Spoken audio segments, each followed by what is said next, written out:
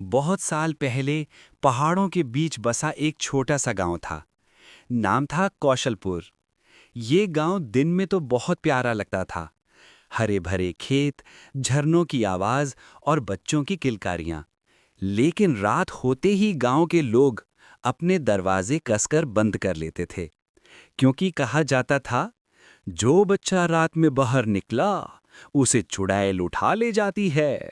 उस चुड़ैल का नाम कोई नहीं जानता था।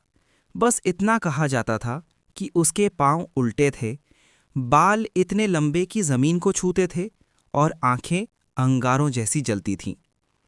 कहते हैं वो रात के तीसरे पहर यानी आधी रात के बाद गांव में घूमती थी और बच्चों के नाम पुकारती थी।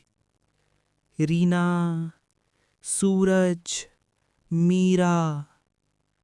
जिस बच्चे का नाम वो ले लेती, वो अगली सुबह गायब मिलती थी।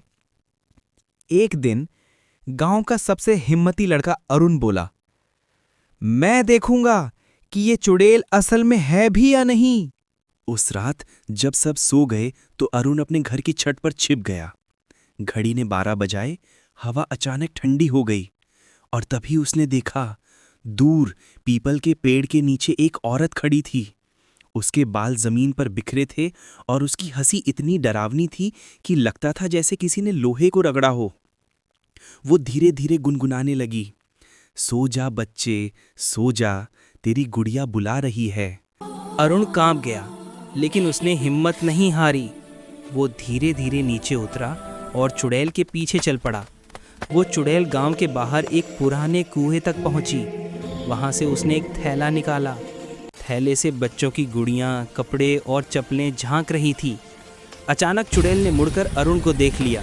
उसकी आंखें लाल आग की तरह चमकने लगीं। तू भी आएगा मेरे साथ, वो गरजी। अरुण भागा जितनी तेज दौड़ सकता था। घर पहुंचा तो दरवाजा बंद नहीं हो पा रहा था। हवा इतनी तेज चली कि सब चीजें उड़ने लगीं। उसने किसी तरह अंदर जाकर दरवाजा बंद किया। अगली सुबह गांव वाले बाहर आए। पीपल के पेड़ के नीचे बस एक लंबा बाल और बच्चों के पायों के निशान मिले। उसके बाद चुड़ैल कभी नहीं दिखी। लेकिन आज भी गांव के लोग कहते हैं, अगर कोई बच्चा रात में बाहर निकले तो हवा में किसी औरत की हंसी सुनाई देती है।